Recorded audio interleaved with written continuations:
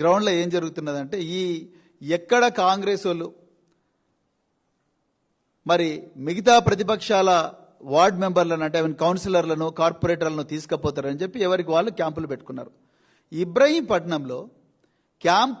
ఇబ్రహీంపట్నంలో majority వచ్చింది బీఆర్ఎస్కు. అందరికన్నా ఎక్కువ స్థానాలు బీఆర్ఎస్ చేతిలో ఉన్నాయి. వాళ్ళు రేపు ఎలక్షన్కు పోతే వాళ్ళెంబడి ఒక ఇండిపెండెంట్ స్వచ్ఛందంగా నేను మీ వెంబడే ఉంటానని వచ్చారు.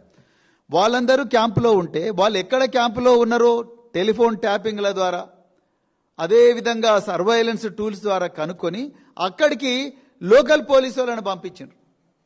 ఇంత దౌర్జన్యం ఎందుకు సార్? పోలీసు వాళ్ళ డ్యూటీ ఏంది? ఎవరు క్యాంపులు పెట్టుకుంటుంది వాళ్ళ ఇష్టం, వాళ్ళు క్యాంపులలో ఉంటారు. వాళ్ళు ఏమైనా మర్డర్లు చేసి క్యాంపులో కూర్చున్నారా? వాళ్ళు ఏమన్నా దొంగతనాలు చేసి క్యాంపులో కూర్చున్నారా? లేకపోతే మన సుల్తాన్ బజార్లో పట్టపగలే తుపాకీతో కాల్చి డబ్బులు ఎత్తుకపోయినారా వాళ్ళు ఏమన్నా?